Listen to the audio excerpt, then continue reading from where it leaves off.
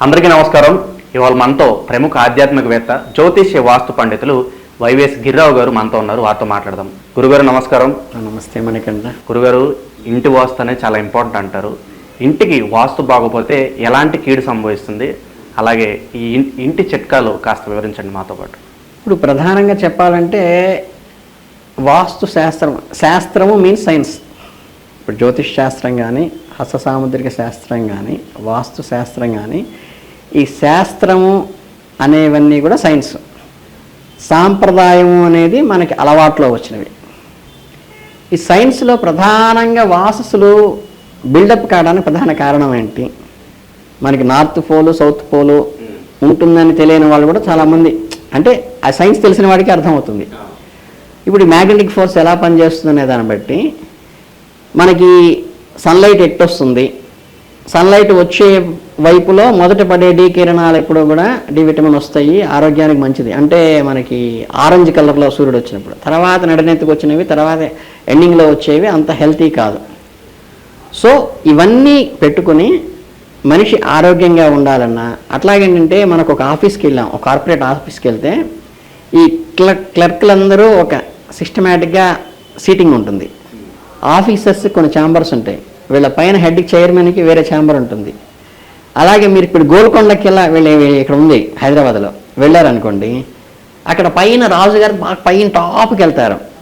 ఇక్కడ ఏదో సపట్లు కొడితే అక్కడ వినిపిస్తాయని చెప్తారు కదా, మీరు యాక్చువల్గా ఆ వ్యూస్కి వెళ్ళి మీరు తాజ్మహల్ దగ్గర ఉన్న కోటకి కానీ ఎక్కడికైనా వెళ్ళి అవతలకి రాజు ఉండేటి కోటకి వెళ్తే ఏంటంటే జస్ట్ అక్కడ చైరేసి కూర్చుంటే మొత్తం టోటల్ ఆ కాంపౌండ్ మొత్తంలో ఉన్నవన్నీ కూడా ఎవడెక్కడ ఏం చేస్తున్నాడు, ఎవడ వింటున్నాడు, ఎవడ కాలక్షేపం చేస్తున్నాడు, ఎవడ పని చేస్తున్నాడు, ఎట్టే గ్లాన్స్ అంటే ఉపదృష్ట పైనుంచి చూస్తే ఓవర్ వ్యూలో ఎలా కనిపిస్తుందో అలా స్పష్టంగా కనిపించేట్టుంటాయి. అంటే ఈ డిజైన్ కోసం ఒక డ్రైనేజ్ సిస్టమ్ కానీ, ఒక లైటింగ్ సిస్టమ్ కానీ, ఇవన్నీ ఒక సిస్టమేటిక్గా ఉండటం కోసము ఏర్పరిచినటువంటిది వాస్తు ప్రధానంగా. అంటే ఏంటంటే అందరూ డ్రైనేజీ ఒక పక్క నుంచే ఒక దిక్కులోంచి వదులుతున్నారనుకోండి, అక్కడ మీకు సైడ్ కాలువలు కట్టడానికి కంఫర్ట్ వస్తుంది. అంటే ఒక్కొక్కళ్ళు ఇప్పుడు ఇల్లు కట్టుకునేటప్పుడు ఒక్కొక్కడ కాలువ ఒక రకంగా పెట్టాడు అనుకోండి బయటికి డ్రైనేజీ, మున్సిపాలిటీకి ఇబ్బంది అవుతుంది. అంటే గ్రామ పరిపాలన వ్యవస్థలో ఇబ్బంది అవుతుంది. అలాగే మీరు అనుకున్న సూర్యరశ్మి ఎటు నుంచి రావాలి, సూర్యరశ్మి మార్నింగ్ వచ్చేది చాలా పయస్గా ఉంటుంది, డి విటమిన్ ఉపయోగపడుతుంది. అంటే సూర్యరశ్మి ద్వారా వచ్చే డి విటమిన్ కాకుండా విడిగా ట్యాబ్లెట్ చేసుకోవాలంటే చాలా కష్టం. అది మీరు ఆక్సిజన్ కానీ విడిగా మీరు హాస్పిటల్ బోల్డ్ ఖర్చు పెట్టి కొనుక్కుంటారు, మొక్కల ద్వారా చాలా ఈజీగా వస్తుంది. అలా మనకి సైంటిఫిక్గా ఏంటంటే తూర్పు ముఖంగా ఉండాలి, తూర్పున కిటికీలు ఉండాలి, తూర్పున ద్వారాలు ఉండాలి. అంటే ఏంటి మీనింగ్ ఏంటి? లైట్ సన్లైట్ సన్ రైజింగ్లో ఉన్నటువంటి లైట్ ఇంట్లో పడాలి. అట్లాగే ఆపోజిట్ డైరెక్షన్లో మీకు కిటికీలు ఉండాలి అంటారు. అంటే మీరు చిన్న చిన్న ఎగ్జాంపుల్స్ చూద్దాం. చిన్నపిల్లల 9th క్లాస్ పిల్లలకి ఒక డబ్బాకి చిన్న హోల్ చేసి బొట్టనలు దానికి అడ్డం పెట్టి కిందన్నీ హోల్స్ చేస్తే దాంట్లో నీళ్ళు మూసి మూత పెట్టగానే ఈ వేలు వదిలితేనే కిందకి నీళ్ళు వస్తాయి, వేలు ఆపేస్తే అయిపోయి. మనం ఇవన్నీ చిన్నప్పుడు మ్యాజిక్ షో లాగా చేసేవాళ్ళం. అంటే ఏంటి? వే ఇన్ వే అవుట్ లేకపోతే గాలి ప్రసరించదు. అంటే కిటికీ ఇటు పక్క ఓపెన్ చేసి ఇటు పక్క కిటికీలను వేసేస్తే బయట ఎంత గాలినో లోపలికి రాదు. అంటే ఈ పీడనానికి ఆ పీడనానికి వ్యత్యాసం వస్తుంది. జస్ట్ ఇటు పక్క ఓపెన్ చేయంగానే ఇటు పక్క గాలి ఉండదు, కానీ అట్నుంచి గాలి సప్పని వచ్చేస్తుంది లోపలికి. అంటే ఏంటి? గాలి వెలుతురు చక్కగా రావటానికి ఉపయోగపడిగా వాస్తు తయారు చేశారు. దాంట్లో ధార్మికమైనవి ఏంటంటే ఈ వెలుతురు లేకపోయినందువల్ల క్రిమికీటకాలు, వ్యాధులు ఇవన్నీ వస్తాయి. అవి సింక్రనైజ్గా తనకు చెప్తాం. అంటే ఏంటంటే మీకు కానీ ఏంటంటే ఇందులో శాస్త్రపరంగా ఉన్నది, పౌరాణికమైనది ఏంటంటే మనకి తెలిసింది కొంతవరకు దాన్ని ఎలా చేసుకుంటాం. ఇప్పుడు తూర్పున పళ్ళుగా ఉండాలి, పడమర ఎత్తుగా ఉండాలి. ఆటోమేటిక్గా ఏమవుతుంది? ఇలా ఉన్నప్పుడు లైట్ సన్ రైజింగ్ లైట్ పడుతుంది. ఇలా ఉందనుకోండి, ఇవి డార్క్నెస్ వస్తాయి. జనరల్గా అపార్ట్మెంట్ కట్టేటప్పుడు కూడా యూ షేప్లో ఎందుకు కడతారంటే అవి లైటింగ్ అన్నిటికీ రావాలని. సో దీంతో పాటుగా ఏంటంటే శాస్త్రంలో ఉన్నవి అంటే మనం ప్రాక్టికల్గా నేను కూడా చూసినవి ఏంటంటే తూర్పున పళ్ళు ఉంటే మంచిది అన్నారు కదా. మీ కొండల దగ్గర ఒకసారి కట్టుకుంటూ వస్తారు, అంటే కొండకి 4 పక్కల డౌన్ ఉంటుంది కదా, ఆ కొండల మీద ఇల్లు కట్టుకునే వాళ్ళు ఉంటారు. అలాగే కొన్ని కేరళ అటుపక్క ఏంటంటే ఇలా లేయర్స్ కంటే మనకి ఆంధ్రప్రదేశ్లో ఉండే ఫ్లాట్గా కాకుండా ఇలా ఒక లేయర్ ఉంటుంది, ఒక ఎకరం, మళ్ళీ ఒక స్టెప్ దిగి మళ్ళీ ఇలా లేయర్ ఉంటుంది. అలా ఇల్లు పొలాలు ఉన్న ఏరియాకి మేము వెళ్ళి ఒకసారి క్యాజువల్గా, అంటే పడమర డౌన్గా ఉండి తూర్పు నుంచి పడమరకి డౌన్లోకి వస్తుంటారు. అలా వచ్చినప్పుడు మా గురువుగారు ఒకసారి వీళ్ళందరినీ ఒకసారి క్యాజువల్గా ఏదో సర్వే లాగా చేయమంటే ఏంటంటే, అడిగితే ప్రతి ఇంట్లో కూడా భర్త లేడు, యజమాని భార్య అయిపోయింది. ప్రతి చోట అందరూ ఒక్కళ్ళు, మీరు ఎవరు ఇస్తారు, ఎవరు చూస్తున్నారు, పొలం ఎవరిది బాగుండో, ఇట్లా క్యాజువల్గా ఒక స్టాటిస్టికల్ డేటా తీసుకున్నట్టు తీసుకుంటే, అంటే దీంట్లో మనకి ఇప్పుడు తెలియదు. ఇప్పుడు మనకి ఈ గ్రహాలు ఇవన్నీ పెట్టినప్పటికీ అప్పటికి టెలిస్కోప్ లేదు, కానీ గ్రహ సంచారం ఇలా ఉంటుందని, వర్షాలు ఇప్పుడు పడతాయని పంచాంగంలో కూడా పూర్వం గణితం చేసి రాసేవాళ్ళు. ఇప్పుడు టెలిస్కోప్ పెడితే ఈ గ్రహాలు ఎందుకు కనిపించాలి, వాటి మూమెంట్ ఇలాగే ఉండడం అంటే మనకన్నా పూర్వం అంతకన్నా మేధావిత్వం ఉండి దాంతో తయారు చేశారు. అట్లాగే మీకు వాస్తులో కూడా, అంటే ప్రాక్టికల్గా నేను అనుభవించిన చూసినవి కూడా ఏంటంటే, వాస్తు పనిచేస్తుందా, దోషాలు ఉంటాయా అంటే, మనకి ఇంటికి నైరుతిలో బెడ్రూమ్ ఉంటుంది, నైరుతిలో యజమానికి ఇవ్వమని చెప్పారు.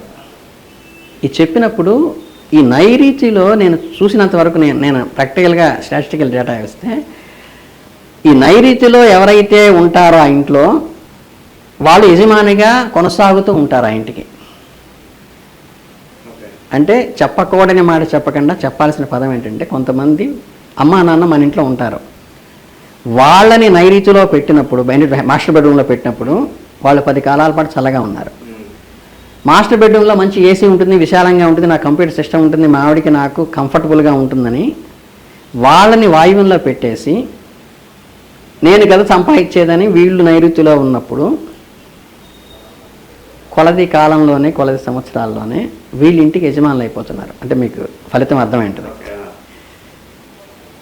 వీళ్ళే యజమాని అయిపోతున్నారు. అంటే వాస్తులో ఇవన్నీ ప్రాక్టికల్. అలాగే చాలామంది మీకు ఇవన్నీ వాస్తుని వ్యతిరేకిస్తాము ఇలా మాట్లాడేవాళ్ళు, ఓపెన్గా చెప్తున్నాను, అలాంటి వాళ్ళు ఎవ్వరూ కూడా నైరుతిలో బావి పెట్టుకుని ఉండరు, ఈశాన్యంలో బావి ఉండే ఇంట్లోనే వాళ్ళు ఉంటారు. అలాగే శివాలయానికి ఎదురుగ్గా ఇల్లు కట్టుకుని ఉండరు. అంటే ఈ బయటికి మాట్లాడటం వేరు, ప్రాక్టికల్ తను అనుభవించడం వేరు. వీళ్ళన్నీ కూడా ఈ ఏదైతే వ్యతిరేకించే వాళ్ళు ఉంటారో వాళ్ళు కంప్లీట్ కాంట్రవర్సీగా పెట్టుకోవచ్చు కదా, పెట్టుకున్న ఎగ్జాంపుల్ కావచ్చు, జస్ట్ వాడు చేస్తే ఆటోమేటిక్ 10 మంది ఫాలో అవుతారు.